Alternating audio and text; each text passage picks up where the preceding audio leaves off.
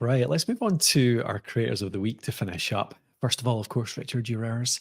So we've got a few questions for you. Jacob, you want to start off? You had a couple of things you wanted to ask Richard, I think, about his work, didn't you? Yeah. Um, so I only recently understood what it is exactly that you do. So You and I'll be thousands honest of with them. you. Yeah. So my question to you is, what would you say to creators who currently promote many products, who might have many small deals that, let's say it's a podcaster or a blogger, and maybe they've been approached by a brand to do a couple of guest posts or a couple of sponsored episodes. What would you say to creators? What could they learn from the way that you do business, which is more long-term partnerships? Yeah. What advantages are there to your model, and how might they get started in that versus these kind of ephemeral one-off kind of small deals? Yeah, I think when you're first starting out, so I've explained my background. I had the benefit of running an IT company and getting quite well known in my industry before I became a full-time content creator, paying Mm, the bills with it, so to speak. So perhaps my situation is slightly different to many, but I know for certain you won't find any shortage of people who want you to create content for free for them. And that mhm. can be a valuable way to get your name out there. But over time, once you've started to build your own audience and stuff, don't diminish that, don't undervalue it. So we've got tens of thousands of IT companies all over the world that watch and consume our content every day, every week, every month, every year. And we get organizations, getting in touch with us and saying, hey, can we, let's just say speaking, can we invite you to speak at our event? And I say to them, sure, what's the budget? And they say, oh, no budget, but it'd be good exposure for you. And it's like, yeah, I'm not going to pay the mortgage with exposure, am I? Or anything like that. So I don't want to go down, labor on that too much, but start to value yourself. And the other one is people get in touch and they'll say, hey, we've got a great tool that we want to get in front of your audience. How's that going to work? We have a conversation with, okay, budget, here's what the demographic looks like. Is it a good fit? What's your budget? And they say, oh, we'll do it on an affiliate. So every time somebody buys through it, and we're like, whoa, okay, affiliate marketing's got a really a good place, and we've got some Mhm. referral affiliate agreements with people, but you understand that actually the nature of some of the tools, certainly in our space, the B2B business to business space, just by being featured on our podcast or videos, you're going to get huge worldwide coverage. Now, some of those people who are watching that video aren't going to click right there and then and buy it. They might think about it again in 6 months, 12 months, and then go there. So, sorry, brother, but like the affiliate thing really doesn't work when you've built a good sized audience. Yeah. And the other thing is, I think as a content creator, if you're mentioning a product, if you're putting it out there in any way, you're putting your name behind it. And Yeah. so I don't want to be the guy that's, in 6 months' time, somebody says, hey, I heard this product on your podcast or on your, webinar or video, bought it, and it's rubbish. And it's like, Yeah. so we are very, very cautious. Is not the right word, but we do due diligence. We want to build up long-term relationships. So even if we go into a new relationship with somebody, we want it to be long-term, because if there are any challenges, we want to help them to deal with it together, rather than it's just like, oh no, that's their problem to deal with. So I don't know if that makes sense, Jacob, but in Yeah. the situation when you're starting out, be wary about who you give your time to, because not every opportunity is a good one for you. And as you grow your audience, even if it's not tens of thousands or hundreds of thousands or millions of people worldwide, if you're in a niche and you're an influencer, Yeah. be aware of that and Yeah. value your own time and energy that you put into that, because there's going to be no end of people who want to swoop in and say, and they want access to your audience, Mhm. but they haven't built that relationship with the audience like you have, and it takes a long time to build the relationship, and it can be broken in minutes by putting your name behind the wrong product. So for Yeah. us, long term works every single time. Yeah. Yeah. Fantastic answer. Thank you very much. Yeah. Good stuff. I wanted to dig into that a bit more as well, Richard. I Go for it. think a lot of content creators don't realize a particular part of that for you, which is a great way to monetize, which is being an evangelist for a brand. And we've talked about that a few times in the past, because it's something I've never really managed to crack either, to be honest. Never put enough time into figuring it out. Can you talk a bit about how that works for you? Like, what is the role of an evangelist with a brand, and how does it work with you and the brand together? So there's a number of I've mentioned that our audience for Tublog, the hub for MSPs, is managed service providers. So, globally, people who run IT businesses.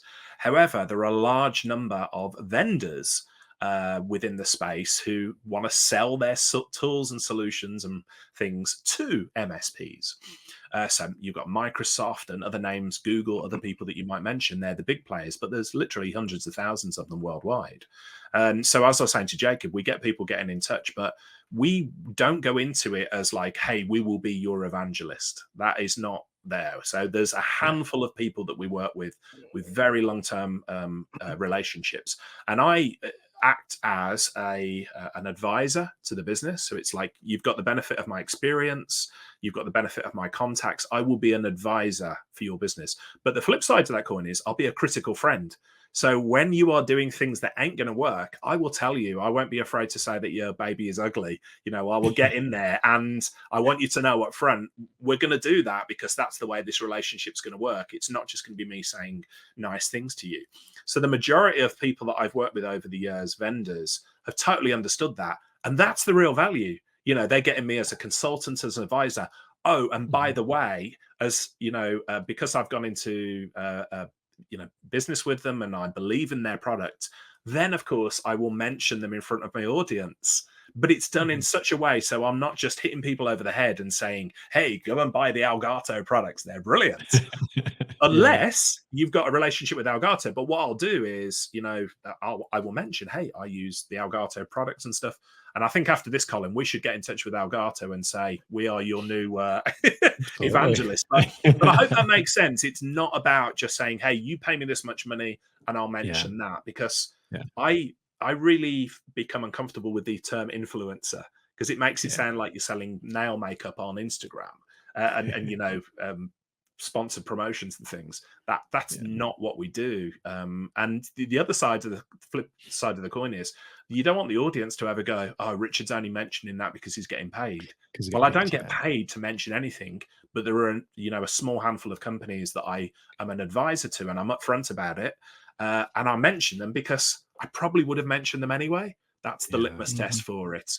So there's nobody I've ever worked with that it's like, yeah, we're mentioning them because we get paid, not because we believe in the product, even if we didn't get paid. And I often go into those relationships and say, I might talk myself out of business here, but we're going to mention you anyway. So just to let you know, if you're just want to work with us just for the mentions, save you money. But if you want to work with, get our benefit as an advisor, we can do that for you. That's the real value. Yeah. I think people will be interested in the actual, like, how this really works on a logistical basis. Like, how much time do you have to commit generally? A month to something like that? It depends. So we try to, the contracts that we have are structured. So we say, because when you first go into that relationship, people want to know what it is they're going to get. And we say to them, actually, and the majority who come with us, as I said, they get it. So they know that it's not the number of clicks or this, that, or the other. It's literally, hey, we're going to work with you, and your word carries a great deal of weight in the industry. But we do have contracts where we say, yeah, these are some of the deliverables that we're going to do. Like, you can choose to, we can produce content for you, or blog posts or videos, but we work with you. So we're not a marketing agency, or anything like that. We're not a PR company. We're not a sales company, but we'll work with you to help you get in front of people. So you can say something like, I will commit to put in my blog like two a month that will relate to your content. We'll give you a mention, one podcast, that kind of thing. That kind of arrangement can work, have you found? Oh, absolutely. And that's the way we do it. Contractually, it'll be like this, but we always massively exceed that because we love the product. So how many times have we mentioned Elgato during this?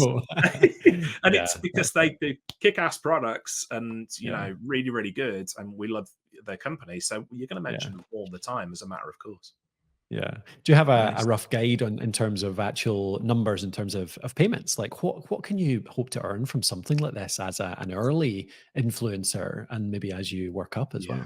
It really depends, and I'm not trying to be evasive with that. But Yeah. obviously, I've been doing this for like 20 years, and Mm. there's very few people in the IT my section of the IT industry who don't know me, so that lends a lot of credibility to it. But Mhm. for somebody coming in and starting out with things, but again, if you're doing let's say a blog around or knitting or a podcast around knitting, and you've got really well known it, and we've got friends who have done that, Yeah, within absolutely. knitting circles, nice little knitting pun there, you might be like a big name, but you might only still be known by 500 people worldwide. But Mhm. for somebody in the knitting area, that might be worthwhile. So it's all about what is it worth to the person, the people that you're working with. It's got to be a relationship that works for both of you. Yeah. So yeah, Yeah. hopefully that's not too evasive. I'm not trying to be. It's just it depends on who you are and where you are.